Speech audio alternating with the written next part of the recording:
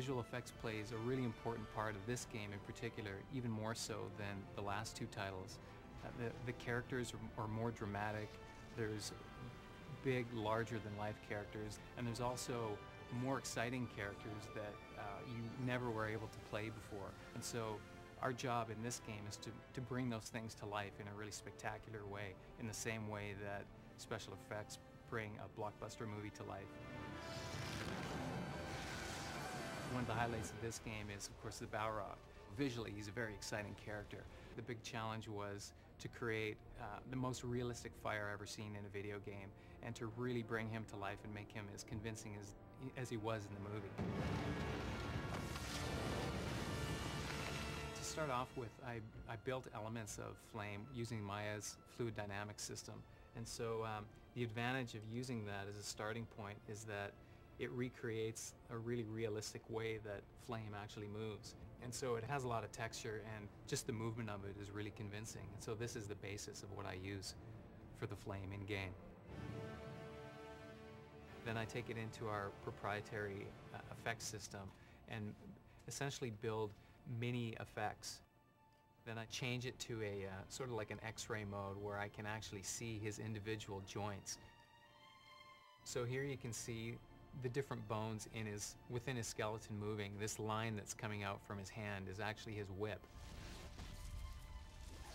And then what I can do is pick bone by bone and attach individual effects. So there's some emitting from different joints in his wings, there's some on his arms, on his legs, on his torso, glows on his eyes, and of course there's all kinds of fire coming off of his back and his sort of fiery mane. And then in addition to that, there's smoke that's pouring off of both legs, his torso, and his wings. So in total, there's probably 30 different miniature effect systems that all combine to give you the overall look of the Balrog. In previous games that I've worked on, once we start hitting around 2,000 particles, the frame rate starts to drag. We can push between 10 and 20,000 particles before we even begin to impact our frame rate. So that gives us a massive advantage over other games. Typically in a video game, Flame is really recognizable as a looping, repeating pattern, and it tends to be really glowy and not very detailed. And so my goal was to make it have a lot of texture and a lot of movement and feel real and fluid and alive and dangerous. And so and I think we've accomplished that on this game.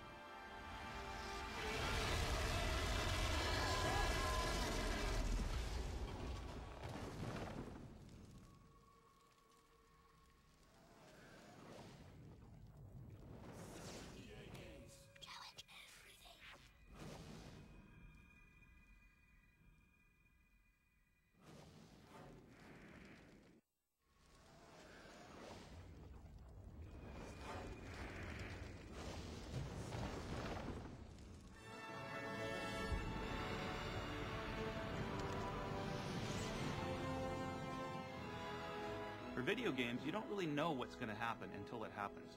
The player is actually the mixer. The player is the one that is the director. They're changing the environment, they're changing the audio based on how they play. And we have to be prepared for that.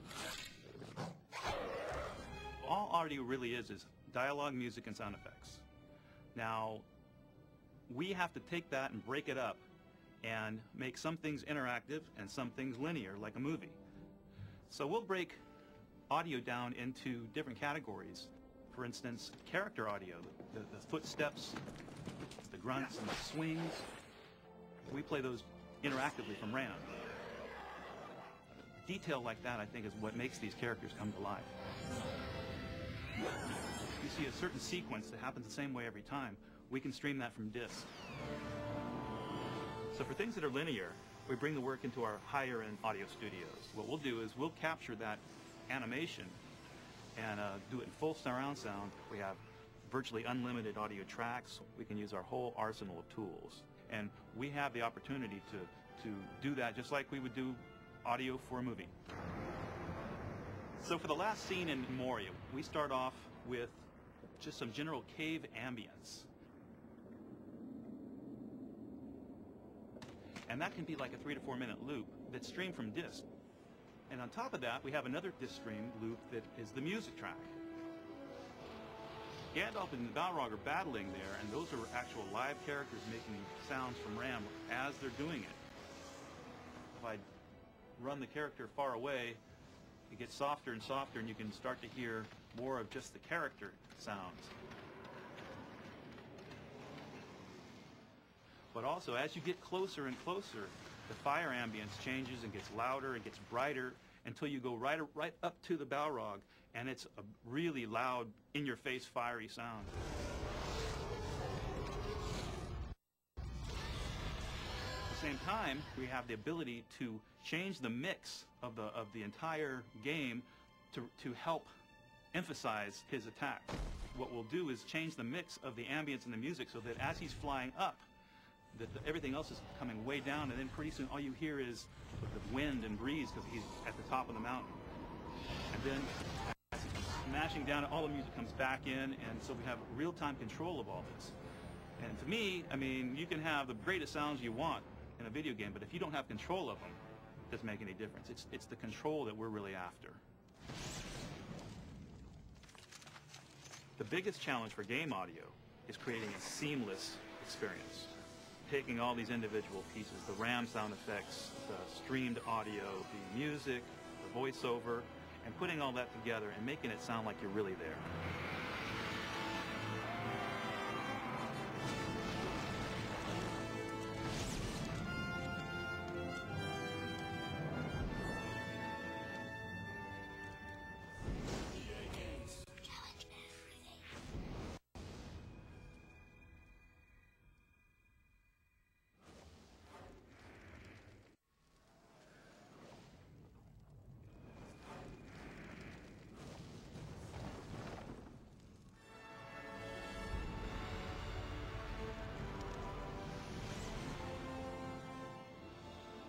Lord of the Rings The Third Age is different than previous Lord of the Rings titles we've done in that it's an RPG.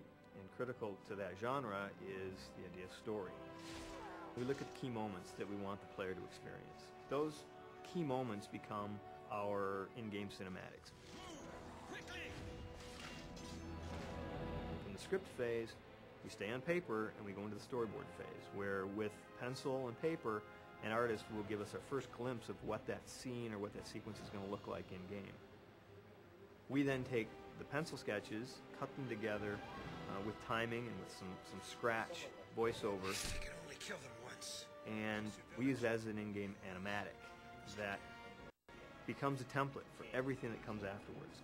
It gives us a sense of what we need from our characters. That drives how we cast those characters.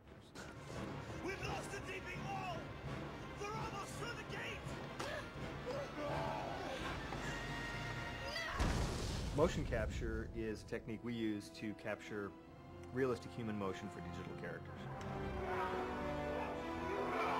Performance capture takes that a step further. We have an added dimension, and that's not just capturing the motion, but capturing the emotional performance, so that the character you see created digitally is really a representation of the actor and the actor's performance. I can only kill them once. Performance capture is a technique that's having one actor actually completely inhabit a digital character, create a digital character from the ground up. We took and extended that by creating sequences, just like you would a feature film sequence, but doing it in a digital way. Having actors create the characters, bringing in a live action director to choreograph it, multiple actors, and a cameraman. We captured these entire sequences as integrated, cohesive sequences. We followed up then with facial motion capture, I can only kill them once. tracking everything from lips and eyes, eyelashes, eyelids, nose, cheeks, mouth, so that the same actor that you see that performed the physical also added the voice and the facial detail. I know not. Perhaps the ford and south to Edoras. The actor is there giving the character a real life and a real authenticity that you just don't get in other types of motion capture. We can then take that sequence, pull it into the 3D environment, marry it with our digital characters, so when you see a character performing in the game, you're seeing one actor's complete representation of that Many of character. my friends and family have fled this place. Where are they bound? I know not. Perhaps the ford and south to Edoras. That is our road. Then you may join me. I must find them. And I think it helps give us a much more fulfilling experience than we might otherwise get.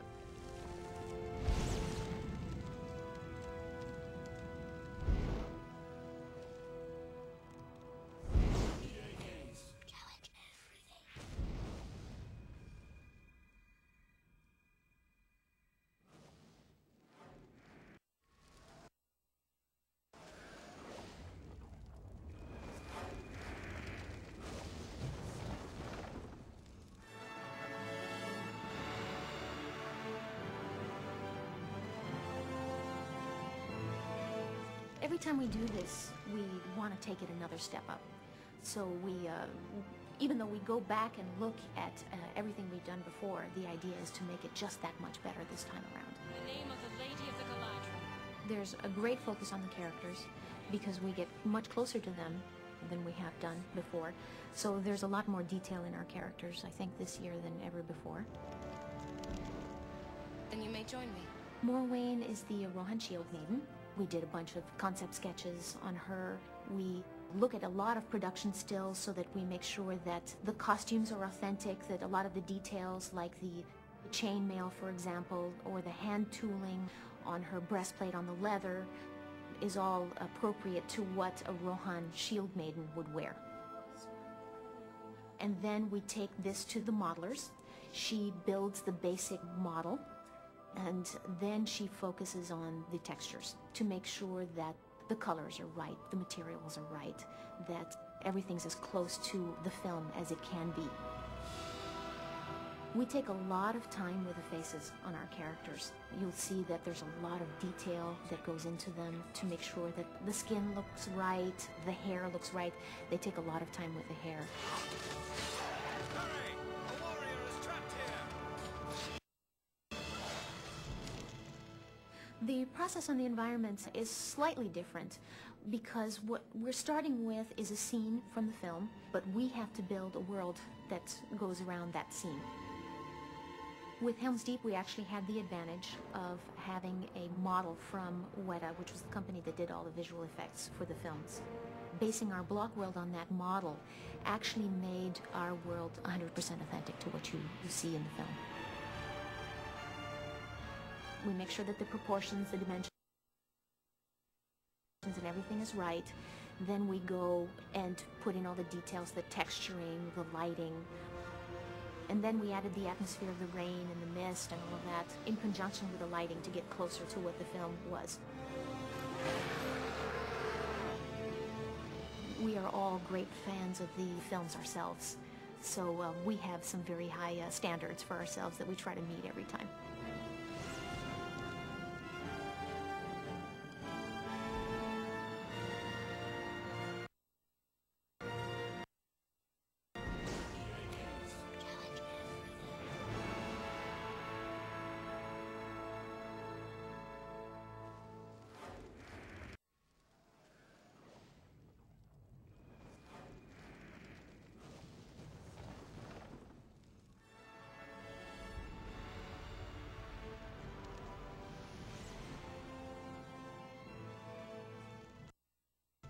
Probably the biggest challenge in creating an RPG is dealing with all of the complexity of multiple characters and multiple stories and weaving those into a single fabric that's going to emotionally pay off for the player over somewhere between 60 and 80 hours of gameplay. They have no chance! I always started by going back to Peter Jackson's visualization of Middle-earth.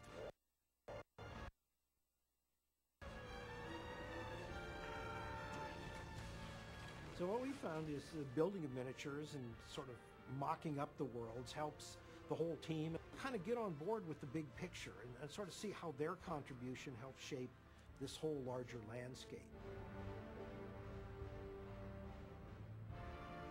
One of the most amazing things that we saw in the films was realizing all of the corridors and the intricate construction of Helm's Deep. Now you're able to go in the front gate and literally explore every nook and cranny of Helm's Deep before the battle begins.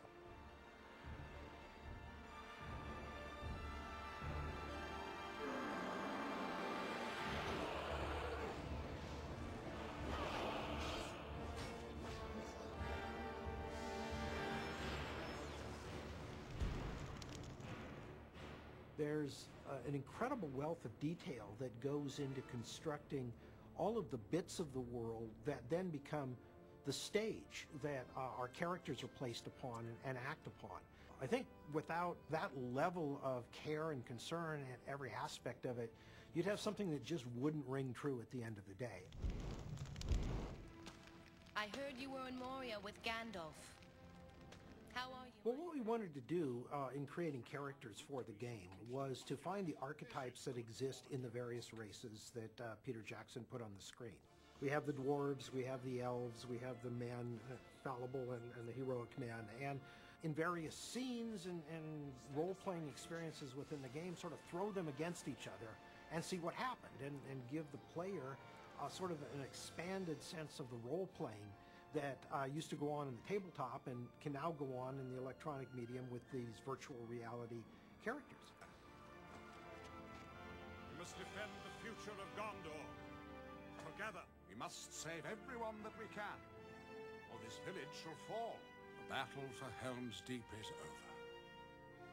The battle for Middle-earth is about to begin. The beauty of working with Sir Ian was that he helped Peter Jackson create this character, and so being able to work with him, write lines for him, and have him evolve those into an insightful buddy performance that he has with the game player, where players will feel Gandalf is helping them figure out what's going on in Middle-earth.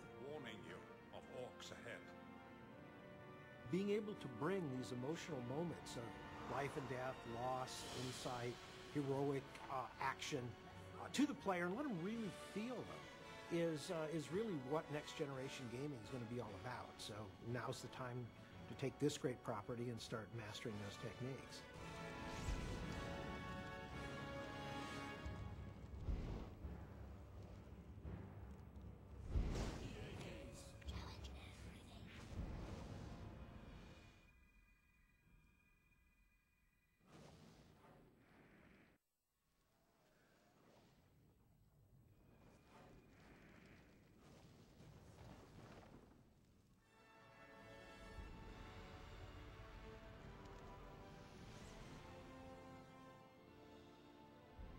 When we started Lord of the Rings The Third Age, it was important to be able to quickly prototype and iterate on what the battle system was going to be.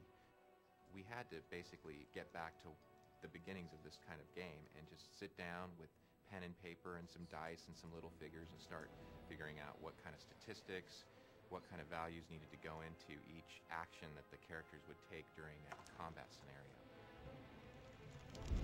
In order to kind of move forward with the encounters, we needed to create a generic location that the designers could use to set up ideas. So we created something that we call our Battle Arena Test Level, which is essentially just a very generic kind of area that the designers can go in, place down characters, and try out different formations and combinations of enemies to see if it was fun. Before any designer can really get to work on the encounters, we sit down with an animator, talk about an enemy or player character, and then the animator goes ahead and crafts motions for that character. The designer will then take those animations and begin to do choreography with them. We call that our basic encounter template. Basically, the designer will sit down within the Battle Arena Test Level and start trying out different positions for the enemies and for the player characters in order to create something compelling and interesting for the player. So once we have the basic enemy placement and the choreography done, it's time to really bring out the feeling and emotion of the enemies. We take an encounter and begin to infuse it with all of the special abilities that the characters may have. So here you can see the Berserker exhibiting one of his special attacks, which is the Berserker Rage attack. In order to capture the essence of Helm's Deep, as you know from the films, there are waves and waves and waves of Uruk-hai kind of assaulting the keep. So one of our encounters, we needed to make sure that we kind of brought that to life. So we created these ladders, which are in effect spawners. And when the ladders come up, enemies will actually come up over the wall and fight the characters. So we layered in that movie element as a piece of gameplay, as you can see in the footage here. For me, as a game player, when I think of fun, I think of having to try different tactics, having to really try hard to defeat a scenario. And I think our game is going to have a lot of those challenges for the player. There's a lot of times where you're going to need to try out various different strategies in order to overcome an encounter.